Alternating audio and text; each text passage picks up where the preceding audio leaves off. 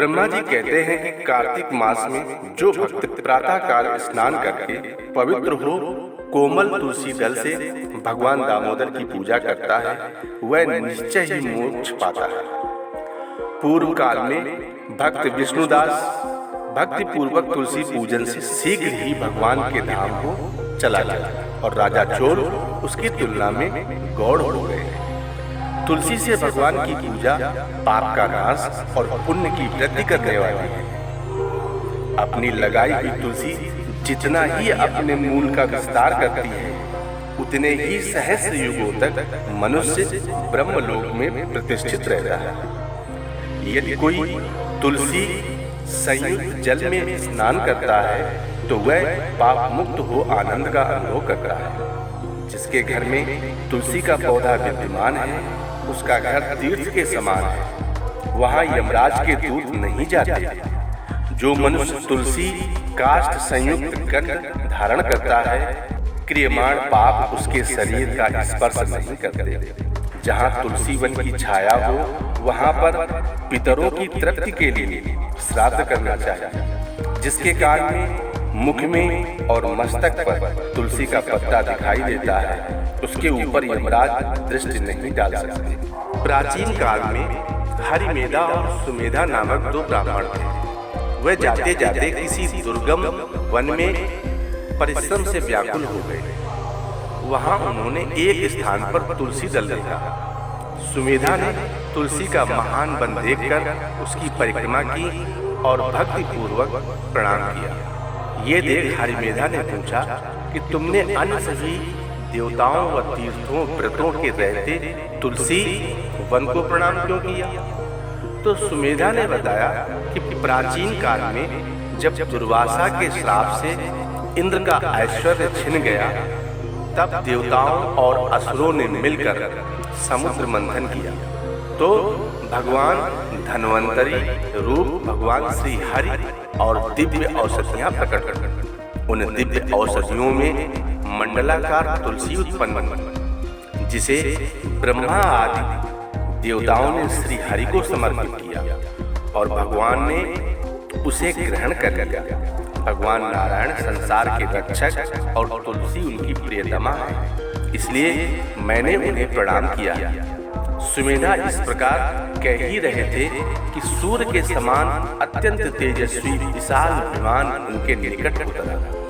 उन दोनों के समक्ष ही वहां एक बरगद का वृक्ष गिर पड़ा और उसमें से दो दिव्य पुरुष प्रकट हुए। उन दोनों ने हरिमेधा और सुमेधा को प्रणाम किया। तब दोनों ब्राह्मणों ने उनसे पूछा कि आप कौन हैं? तब उनमें से जो बड़ा था वह बोला, मेरा नाम आस्तिक है। एक दिन मैं नंदनवन में पर्वत पर क्रीड़ा करने गया था तो देवांगनाओं ने मेरे साथ इच्छानुसार विहार किया। उस समय उन युवतियों के हार के मोती टूटकर तपस्या करते हुए लोमस ऋषि पर गिर पड़े। ये देखकर मुनि को क्रोध आया। उन्होंने सोचा कि स्त्रियां तो परतंत्र होती हैं, अतः ये उनका अपराध नहीं, दुराचारी आस्तिक ही श्राप के योग्य है। ऐसा सोचकर उन्होंने मुझे शापित किया। अरे तू ब्रह्म राक्षस होकर बरगद के पेड़ पर निवास कर। जब मैंने विनती से उन्हें प्रसन्न किया तो उन्होंने साप से मुक्ति की विधि सुनिश्चित कर दी कि जब तू किसी ब्राह्मण के मुख से तुलसी दल की महिमा सुनेगा तो तत्काल तुझे उत्तम मोक्ष प्राप्त होगा। इस प्रकार मुक्ति का शाप पाकर मैं चिरकाल से इस वट वृक्ष पर निवास करता था। आज दैव योग से आपके दर्शन से मेरा छुटकारा हुआ है। तत्पश्चात वे दोनों श्रेष्ठ ब्राह्मण परस्पर पुण्यमयी तुलसी की प्रशंसा करते हुए तीर्थ यात्रा को चल दिए। इसलिए भगवान विष्णु को प्रसन्नता देने वाले इस कार्तिक मास में तुलसी की पूजा अवश्य करनी चाहिए। तुलसी की जड़ में भगवान विष्णु की पूजा की जाती है। तुलसी का मूल प्रदेश भगवान विष्णु को प्रसन्न करने वाला है। तुलसी का पौधा जिस घर में विराजमान होता है वह घर तीर्थ स्वरूप है और घर में यमदूत कभी नहीं आते हैं। यह पौधा सब पापों का नाश करने वाला तथा अभीष्ट फल को देने वाला है। जो मनुष्य तुलसी का पौधा लगाता है वह यमराज को नहीं देगा।